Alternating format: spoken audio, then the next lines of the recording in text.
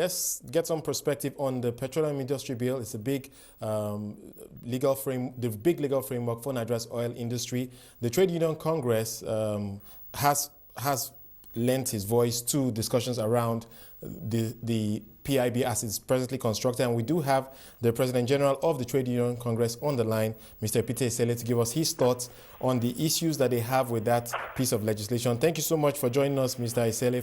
And first of all, I want to get your thoughts on the big issue you have. I mean, the big issue that has been noted in the remarks attributed to you is that you describe the powers of the presidency and the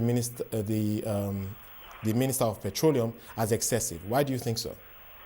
Yes, one of the things that we found out in our National Executive Council meeting was that we found out that the minister has discretionary powers, and we feel that when the rules and the parameters are set, once these things are set, and whoever meets that is pre-qualified, the person can go ahead and get license for whatever he has to do in the oil and gas.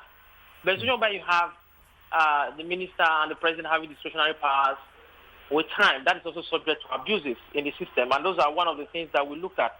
And we also look at the other side of it is that the present MPC will become three companies, which is National Oil Company, PLC.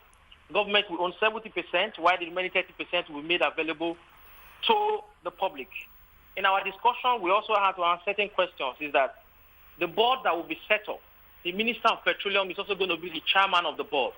And if the Minister of Petroleum becomes the chairman of the board, what you will have is that there will be no checks and balances. Okay, so what do you recommend, though? What's the way forward? What we recommend is let everything be done in accordance with best practices, which is once we set the parameters and what we expected of companies who are interested in the oil and gas in Nigeria, once they meet that requirement, I think there's no need for anybody to now say, okay, this is the reason why you can't be given a license. Because in the first place, before playing in this industry, various checks are carried out. And once that is done, we think that will be better. Another aspect we also need to look at is, as critical as the oil and gas sector to the economy of Nigeria, whoever is the GMD of an NPC does not have a tenure. Right. The governor of Central Bank has, the NCC has, even everywhere in other government agencies, they don't have a tenure. The situation whereby the GMD, since 1999 to date, we've had about 7 group managing directors of NNPC.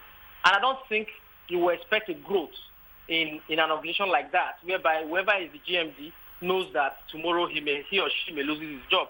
And those are also things that we are looking at. At the moment, I think there is a lot of talk around the PIB, which is making it very personal. What I think we should do is how to strengthen our institutions, not individuals.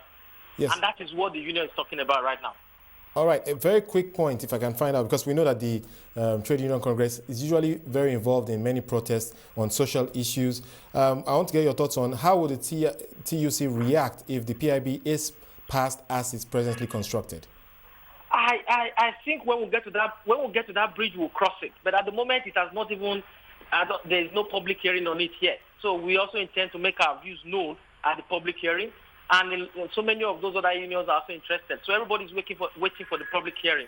And at the public hearing, I think we will start thinking whether there will be protest or no protest. But I think right now we still believe that the bill is the way forward. But right. We think we need to dot our I's and cross our T's to have a bill that will be beneficial to business and also good for the country.